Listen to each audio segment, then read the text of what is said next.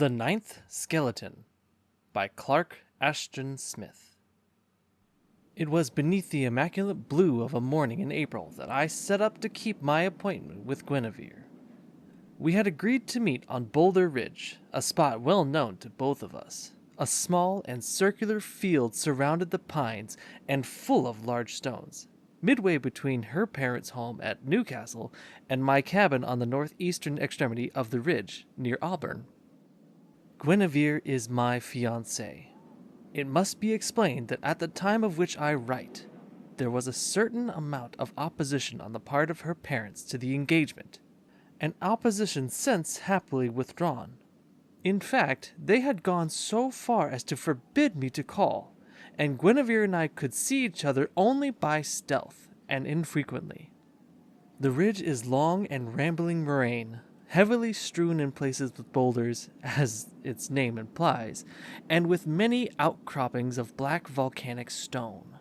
Fruit ranches cling to some of its slopes, but scarcely any of the top is under cultivation, and much of the soil, indeed, is too thin and stony to be arable. With the twisted pines, often as fantastic in form as the cypresses of the California coast, and its gnarled and stunted oaks, the landscape has a wild and quaint beauty, with more than a hint of the Japanesque in places. It is perhaps 2 miles from my cabin to the place where I was to meet Guinevere. Since I was born in the very shadow of Boulder Ridge, and had lived upon or near it for most of 30-odd years, I am familiar with every rod of its lovely and rugged extent, and, previous to that April morning, would scarcely have refrained from laughing if anyone had told me I could possibly lose my way. Since then, well, I assure you, I should not feel inclined to laugh. Truly, it was a morning made for the tryst of lovers. Wild bees were humming busily in the patches of clover and in the ceanothus bushes with their great masses of white flowers, whose strange and heavy perfume intoxicated the air. Most of the spring blossoms were abroad: cyclamen, yellow violet, poppy, wild hyacinth, and woodland star, and the green of the fields were opalescent with their coloring. Between the emerald of the buckeyes, the gray-green of the pines, the golden and dark and bluish greens of the oaks, I caught a glimpse of the snowy white Sierras to the east, and the faint blue of the coast ridge to the west, beyond the pale and the lilac levels of the Sacramento Valley. Following a vague trail, I went onwards across open fields where I had to thread my way among clustering boulders. My thoughts were all of Guinevere, and I looked only with a casual and desultory eye at the picturesqueness and vernal beauty that environed my path. I was halfway between my cabin and the meeting place, when I became suddenly aware that the sunlight had darkened, and glanced up, thinking, of course, that an April cloud, appearing unobserved from beyond the horizon, had passed across the sun.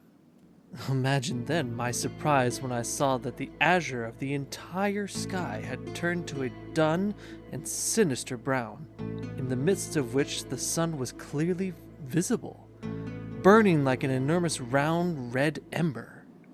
Then, something strange and unfamiliar in the nature of my surroundings, which I was momentarily at a loss to define, forced itself upon my attention, and my surprise became a growing consternation.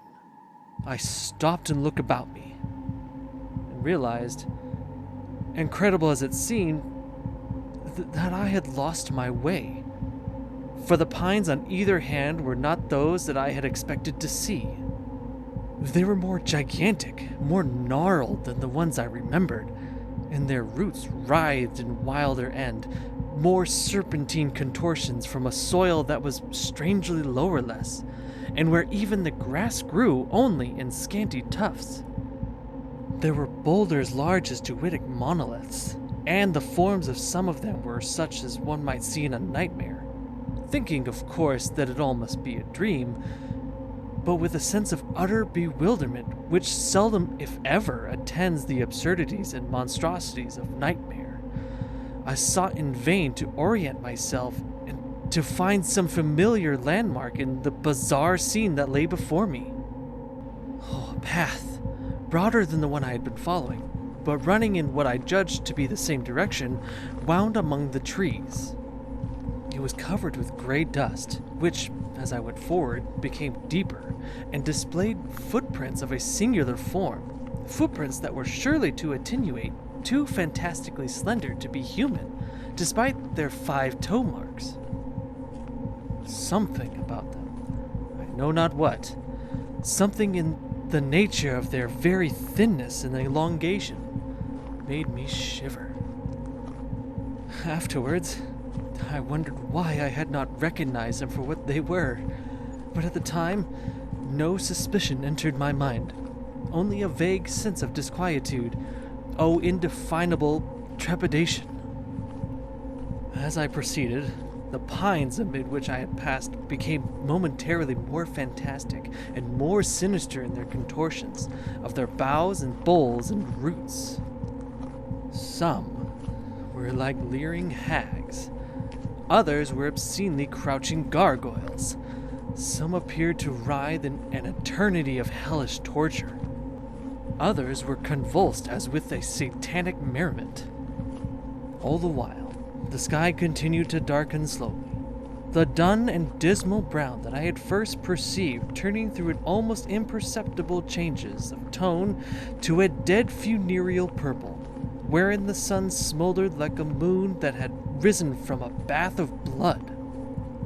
The trees and the whole landscape were saturated with this macabre purple, were immersed and steeped in its unnatural gloom.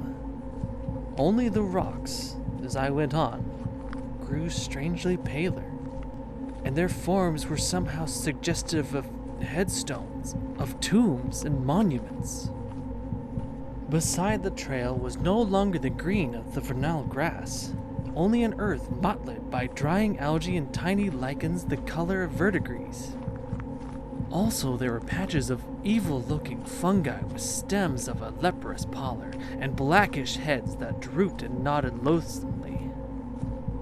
The sky had now grown so dark that the whole scene took on a semi-nocturnal aspect, and made me think of a doomed world in the twilight of a dying sun. All was airless and silent. There were no birds, no insects, no sighing of the pines, no lisping of leaves. A baleful of preternatural silence, like the silence of the infinite void. The trees became denser, and dwindled, and I came to a circular field. Here, there was no mistaking the nature of the monolithical boulders. They were headstones and funeral monuments, but so enormously ancient that the letterings or figures upon them were well nigh effaced, and the few characters that I could distinguish were not of any known language. About them the horridness and mystery and terror and incomputable eld. It was hard to believe that life and death could be as old as they. The trees around them were inconceivably gnarled and bowed as with an almost equal burden of years. The sense of awful antiquity that the stones and pines all served to convey increased the oppression of my bewilderment, confirmed my disquietude. Nor was I reassured when I noticed on the soft earth about the headstones a number of those attenuate footsteps of which I had already spoken. They were disposed in a fashion that was truly singular, seeming to depart from and return to the vicinity of each stone. Now, for the first time, I heard a sound other than the sound of my own footfalls in the silence of this macabre scene.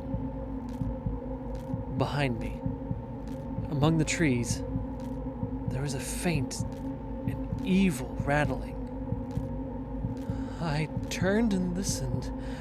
There was something in these sounds that served to complete the demoralization of my unstrung nerves, and monstrous fears, abominable fancies, troped like the horrors of a witch's sabbat through my brain. The reality I now confront was no less monstrous. There was a whitish glimmering in the shadow of the trees, and a human skeleton, bearing in its arms the skeleton of an infant, emerged and came towards me.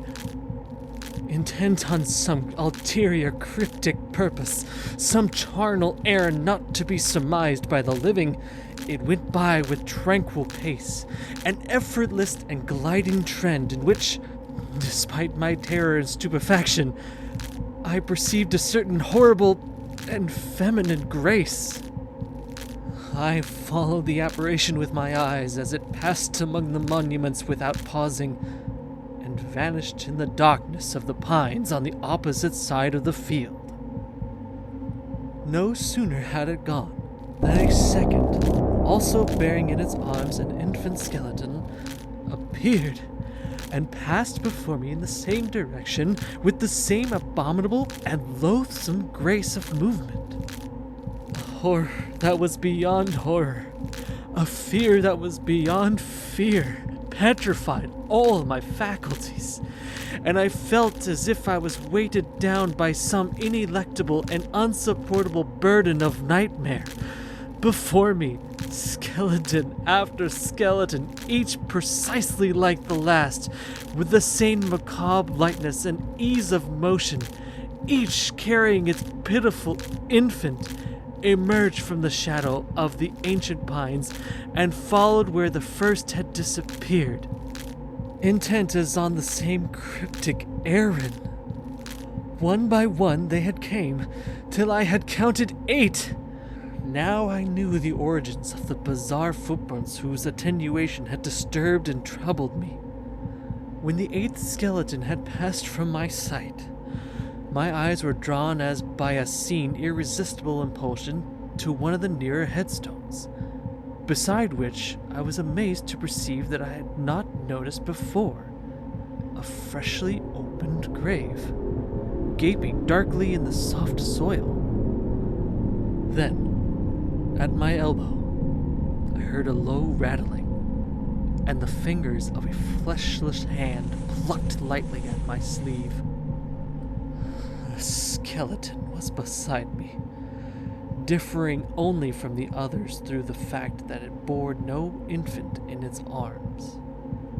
With lipless and ingratiating leer, it plucked again at my sleeve, as if to draw me towards the open grave, and its teeth clicked as if it was trying to speak. My senses and my brain, aswirl with vertiginous terror, could not endure no more. I seemed to fall and fall through depths of infinite eddying blackness with the cluttering terror of those fingers upon my arm, till consciousness was left behind in my descent.